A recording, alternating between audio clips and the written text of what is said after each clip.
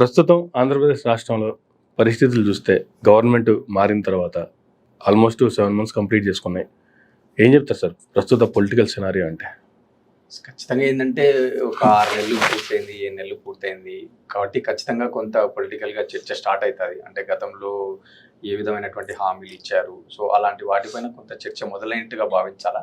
కాకపోతే ఏదైనా ఒక కొత్త ప్రభుత్వం ఏర్పడిన తర్వాత ఒక 1 year పాటు లేదా 1 year లోపలనే అన్ని హామీలు అమలు చేస్తారని కానీ అన్ని స్టార్ట్ చేస్తారని ఎక్స్పెక్ట్ చేయడం కూడా కొంత పొరపాటే అనేది నా భావన. ఎందుకంటే రాజకీయంగా మనకు తెలుసు కొంత బడ్జెట్ కన్స్ట్రెయింట్స్ ఉంటాయి, కొన్ని లిమిటేషన్స్ ఉంటాయి.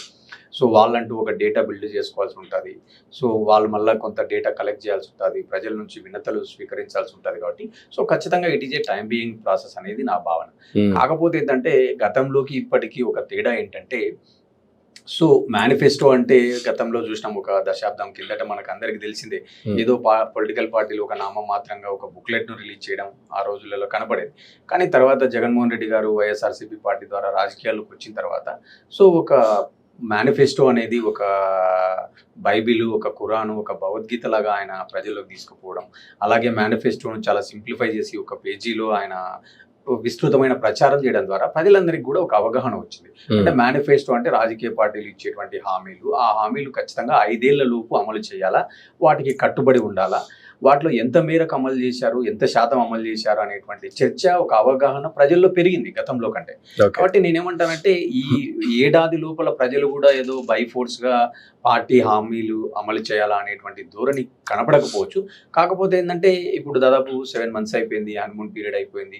సో ఖచ్చితంగా రాబోయేటువంటి రోజులలో ఖచ్చితంగా ప్రజలు కానీ ప్రతిపక్ష పార్టీ కానీ ఒక బలమైన స్టాండ్ తీసుకొని అమలు హామీల పైన కొంత పోరాటాలు జరిగేటువంటి అవకాశం ఉంది. ఈ సూపర్ 6 అనేటువంటి హామీలు కావచ్చు, ఆల్రెడీ గతంలో చూసినాం మనం ఒక 10 రోజుల కిందట కరెంట్ ఛార్జీల పైన ధర్నాలు కావచ్చు.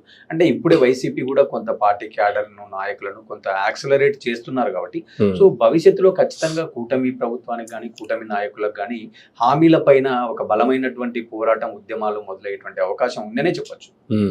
కానీ హామీలు అయితే విపరీతమైనటువంటి హామీలు ఇచ్చి అధికారంలోకి వచ్చారు.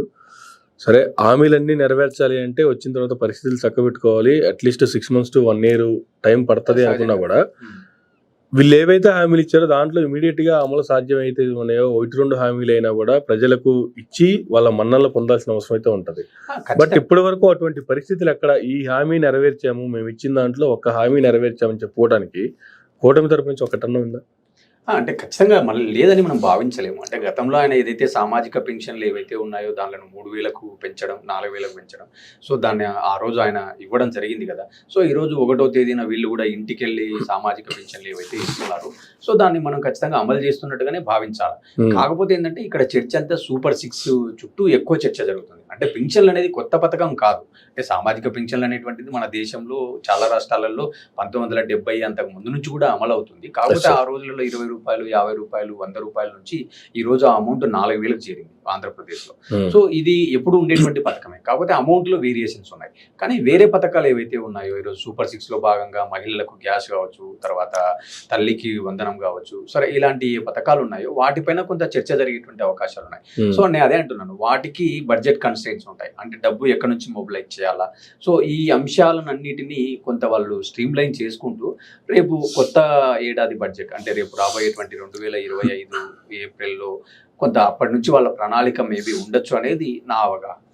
ఏదైనా ప్రభుత్వం మారినప్పుడు, కొత్త ప్రభుత్వం ఏర్పడ్డాక సర్దుకోవడానికి లేదు, ప్రభుత్వంలో క్యాబినెట్ మొత్తం ఆయా రంగాల మీద పట్టు తెచ్చుకోవడానికి కొంచెం టైం పట్టేటువంటి మాట వాస్తవమే. అదే ప్రతిపక్షం కూడా టైం తీసుకుంటుంది. ప్రభుత్వంలోకి వచ్చారు కదా, వీళ్ళు ఏం చేస్తారో చూద్దాం, కనీసం వాళ్ళకి 6 నెలలు టైం ఇద్దాము, ఒక 1 year టైం ఇద్దాము, చూద్దాము, చేయకపోతే మన దూకుడు పెంచుదాం అనేటువంటిది ఉంటుంది. కానీ 2 నెలలకే జగన్మోహన్ రెడ్డి గారు ఢిల్లీ వేదిక ధర్నా చేయటం, ఆ తర్వాత రీసెంట్గా కరెంట్ మీద కావచ్చు, అంతకుముందు రైతుల మీద కావచ్చు ధర్నా కార్యక్రమాలు కూడా స్టార్ట్ చేసేంత వరకు పరిస్థితి వచ్చింది. అంటే ఈ పరిస్థితి వీళ్ళు క్రియేట్ చేశారా, లేదు వీళ్ళు ఇచ్చినటువంటి హామీల్ని చేయలేక ప్రతిపక్షమే వీళ్ళని అలా ముందుకు వచ్చే అవకాశం కనిపిస్తుంది? ప్రతిపక్షం యొక్క ప్రధానమైనటువంటి విధి ఏంటి అంటే ప్రభుత్వం యొక్క లోపాలను ఎత్తి చూపడం, ప్రభుత్వం ఏదైతే హామీలు ఇచ్చిందో అవి అమలుకు వాళ్ళను ఖచ్చితంగా అమలు చేయాలని చెప్పి వీళ్ళు పోరాటాలు చేయడం ఏదైనా ఒక ప్రధాన ప్రతిపక్ష పార్టీ యొక్క ప్రధాన విధి. సో ఆ విధిలో భాగంగా మీరు ఇందాక అన్నట్టుగా కొందరు 6 నెలల పాటు కొంత వేచి చూసేటువంటి ధోరణి ఉంటుంది, లేదా ఒక 1 year ఉంటుంది. కానీ ఈరోజు జగన్మోహన్ రెడ్డి గారి దూకుడు చూస్తూ ఉంటే ఖచ్చితంగా ఆయన కొంత నిన్న విద్యుత్ ఛార్జీల పైన ధర్నా చూసినప్పుడు సో ఖచ్చితంగా ఆయన 1 year కూడా వేచి చూసేటువంటి ధోరణి ఎక్కడ కనపడడం లేదు. సో ఖచ్చితంగా ఆయన దూకుడు పెంచేటువంటి స్వభావం కనపడుతుంది. అంటే ఎందుకు ఈ మాట అనాల్సి వస్తుందంటే ఈరోజు కూటమి ఒక సైడ్ అప్పులు తెస్తుంది, అంటే ప్రతి వారం వాళ్ళు అప్పులకు వెళ్తున్నారు. సో గతంలో జగన్మోహన్ రెడ్డి అప్పులు తీసుకొచ్చి బటన్లు నొక్కుతున్నాడు అన్నటువంటి వాళ్ళు ఈరోజు మీరు అప్పు తెస్తున్నారు. అప్పు తేవడంలో తప్పులేదు. నేను గతంలో కూడా మనం చాలా చర్చలు చేసినాం. అప్పు అనేటువంటిది మనకు ఉన్నటువంటి FRBM చట్టం ప్రకారం ఏ ప్రభుత్వం అయినా అప్పు చేయొచ్చు. మనకు నచ్చిన వాడు అప్పు తెస్తే ఆయన చూసి అప్పులు ఇచ్చారనడం, మనకు నచ్చని వాళ్ళు అప్పు తెస్తే అప్పు తెచ్చి పప్పుల బిళ్ళలాగా పంచుతున్నారని మాట్లాడడం సరైనటువంటి ధోరణి కాదని నేను గతంలో కూడా చెప్పాను. సో ఈ రోజు జగన్మోహన్ రెడ్డి గారు అదే అంటున్నారు, మీరు కూడా అప్పులు తెస్తున్నారు, కానీ అప్పులు తెచ్చేటువంటి డబ్బు ఎక్కడికి పోతుంది, మీరు ఏం చేస్తున్నారు, దానికి సంబంధించినటువంటి బ్రేకప్ ఏంటి అనేటువంటి అంశాలు మీరు పబ్లిక్ డొమైన్లో పెట్టండి. మీరేమో హామీలు భయంకరంగా హామీలు ఇచ్చారు, ఆ హామీలు మీరు ఎక్కడ అమలు చేయడం లేదు, కానీ అప్పులు మాత్రం మీరు ప్రతి వీకు RBI దగ్గరకు పోతున్నారు. దాదాపు ఇప్పటికీ 1,00,000 కోట్ల పైన మీరు అప్పులు చేశారు ఈ 7-8 నెలల్లోనే. సో మరి ఎక్కడ ఖర్చు పెడుతున్నారు, ఏం చేస్తున్నారు అనేటువంటి అంశాలను ఆయన ప్రశ్నించడం చూస్తే సో ఖచ్చితంగా ఆయన గతంలో ఏదైతే అప్పులు చేశారో దానికి ఒక లెక్కాపత్రం నా దగ్గర ఉంది. ఈరోజు మీరేమో అప్పులు చేస్తున్నారు, కానీ అది సంక్షేమం వైపు పెడుతున్నారా లేకుంటే క్యాపిటల్ ఎక్స్పెండిచర్ పెడుతున్నారా, ఎక్కడ పెడుతున్నారు అనేటువంటి చర్చకు ఆయన తెరదీస్తున్నాడు. సో ఆ చర్చలో ఏమైపోతుంది, ఇప్పుడు ఎక్కువ శాతం డబ్బు కేవలం అమరావతిలోనే ఖర్చు పెట్టడానికి ఈ ప్రభుత్వం కట్టుబడి ఉంది. అంటే గతంలో ఏవైతే తప్పులు జరిగాయో, అంటే 3 ప్రాంతాల నుంచి వచ్చేటువంటి రెవెన్యూని తీసుకుపోయి హైదరాబాద్లో ఖర్చు పెట్టడం వల్ల హైదరాబాద్ డెవలప్ అయ్యి ఆ రోజు అసమానతలు పెరిగి విభజనవాదం అనేది బలపడింది. సో అదే ప్రక్రియ మళ్ళీ ఈయన చేస్తున్నారా అనేటువంటి ఒక వాదాన్ని కూడా వాళ్ళు ముందుకు తెచ్చేటువంటి ప్రయత్నంలో భాగంగా కూడా మనం భావించవచ్చు.